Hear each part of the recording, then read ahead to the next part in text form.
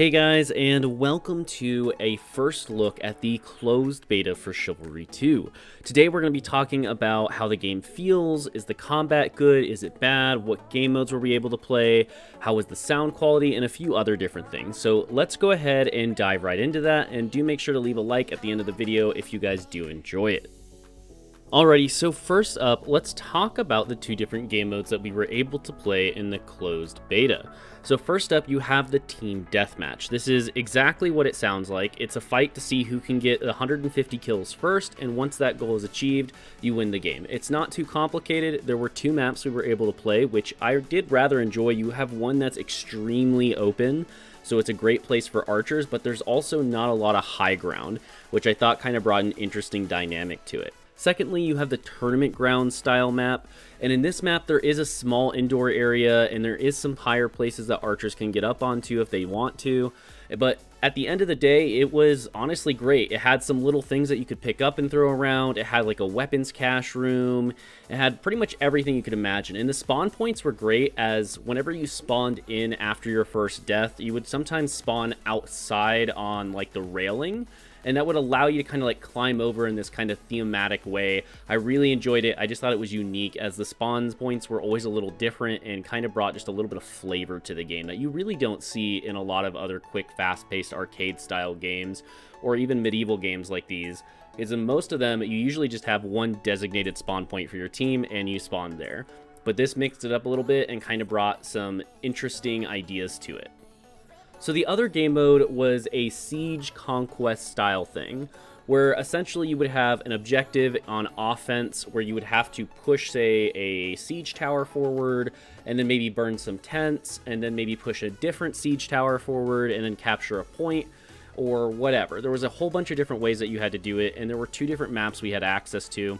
One was the blue team's kind of like castle, and the other was the red team's kind of castle. And they both had different objectives throughout it. So it wasn't the exact same objectives, although they were similar, like capture the point type style stuff. The coolest part about this game mode for me is on the map where blue is defending, whoever is the top player on your team gets to be what is called the heir. The heir is essentially like a king for your team, and you get this when the opponents have pushed you to the final point. Their goal is to kill the heir, and if they do it, they win. That's the final objective they have. Now, the heir is kind of like this juggernaut who just has tons of HP and is kind of like the king, so he just is a huge tank, puts out a ton of damage, basically just one-shots people nonstop, and it's super cool. I sadly didn't get to play as it, but I did watch a lot of other people do it, and they were just mowing people down left and right.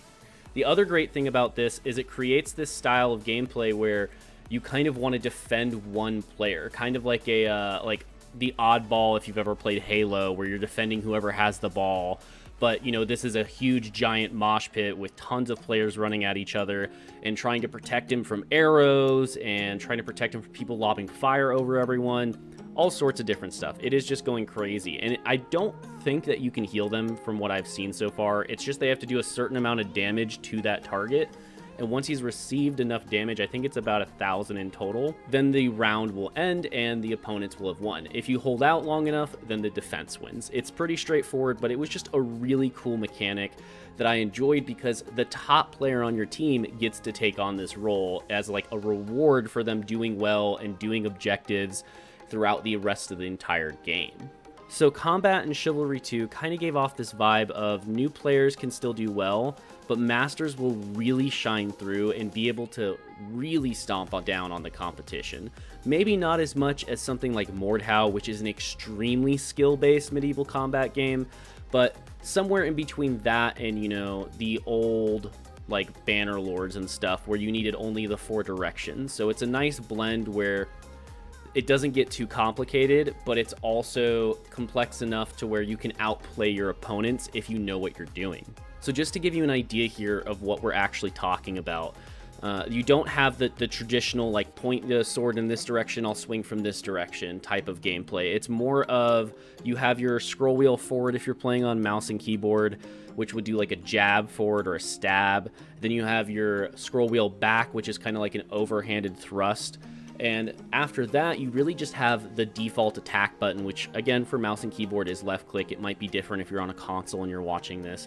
But when you're doing those swings, it automatically is just a right and then a left, a right and then a left, a right and then a left. And it kind of just combos into that.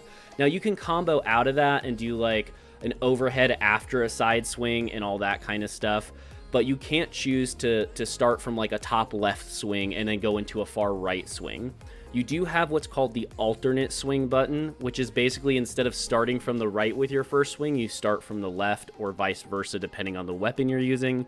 But at the end of the day, it's very simplistic compared to other games like we've already talked about. Just to give you one more example here, there is a parry system and there is a timed block system, but you don't have to use those to do okay, which is where that feeling of a new player to the genre could really do well here and still feel like they're doing well and helping their team and supporting them, even though you could definitely still be outplayed by a really skilled player. And the reason for this is you can actually hold your block down no matter what weapon you're using.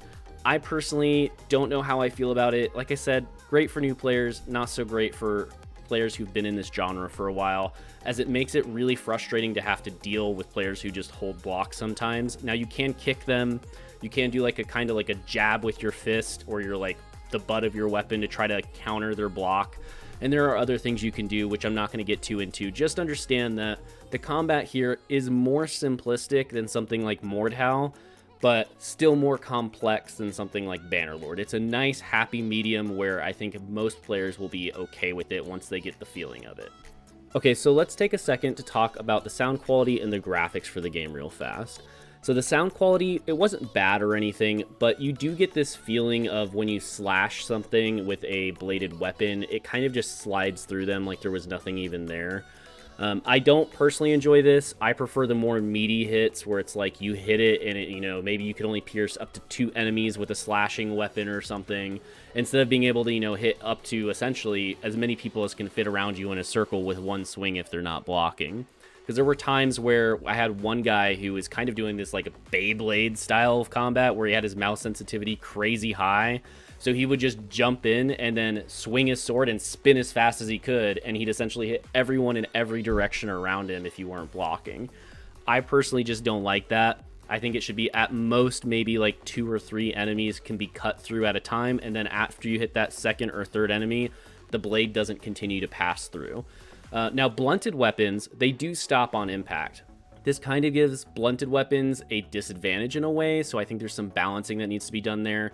However, the blunted weapons do seem to do more damage to knights, which is one of the classes in the game, and we'll talk about that here after we're done talking about the sound and graphics.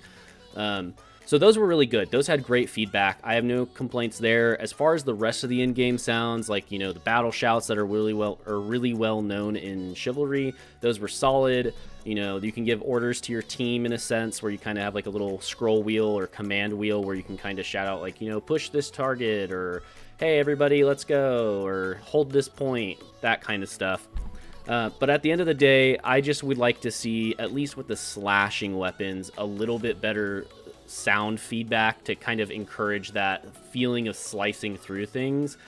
I don't know, this may just be my thing, this may not be a big deal, but it's just something I personally noticed. And as far as graphics go, the graphics for the game look great. The recording you're seeing was done on a 970 at, I think, medium to high graphics. There is a setting above that I just couldn't run and get decent frames. But it does look solid. You can turn up how many bodies can be on the ground, you can turn up the amount of blood and how long it stays. And once you start doing that, my friend on his 3080 was saying it just looked absolutely amazing. So as far as I understand, you can basically run this game on one of the crummiest systems that are out there if your computer was built in the last 5 to 10 years, but it's just going to be really bad graphics.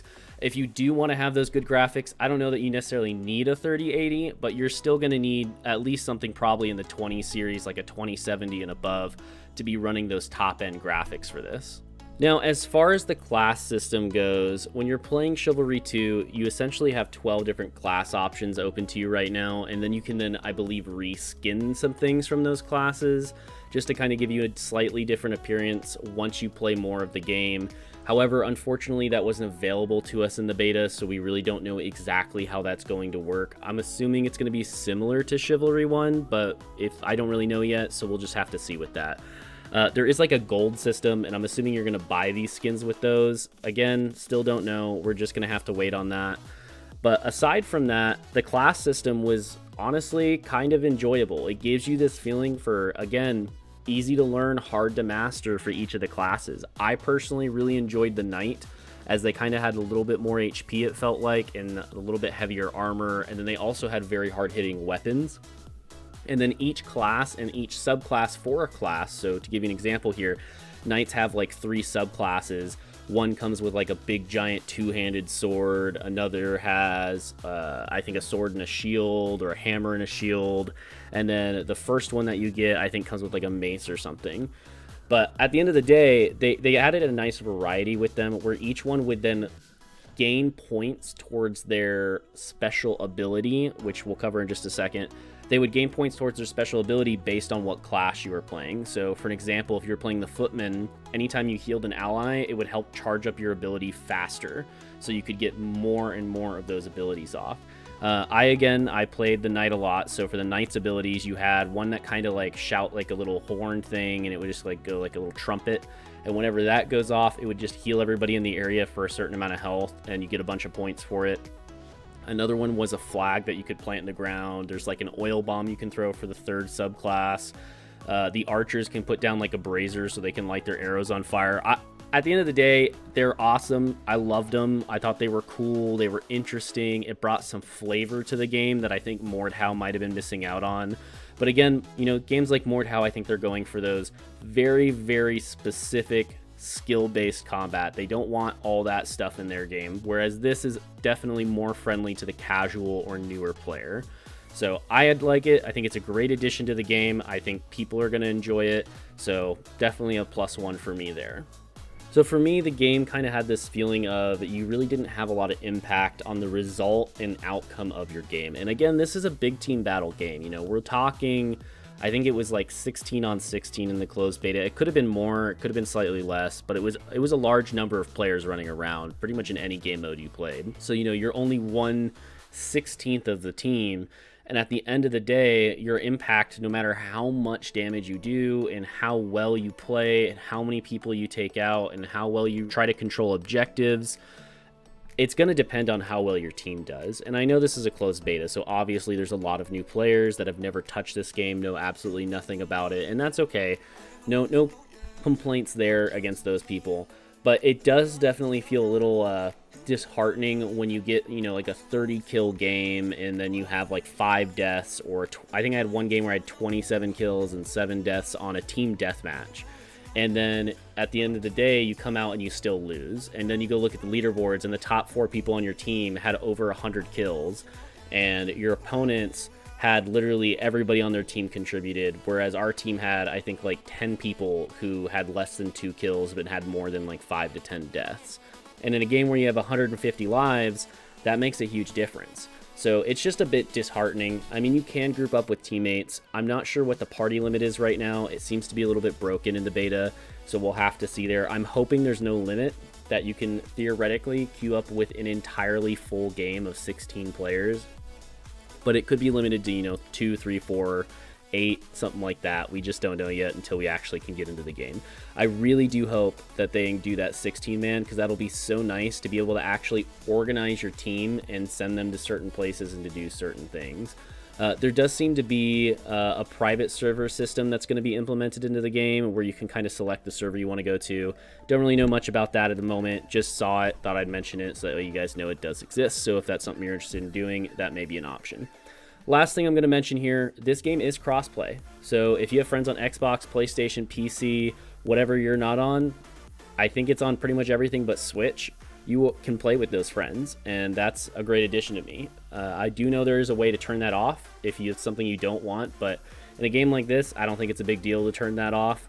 Kind of just leave it on and play with whoever. I don't see a big skill gap between a controller and a keyboard and mouse player, really. It's not like it's a shooter game or something.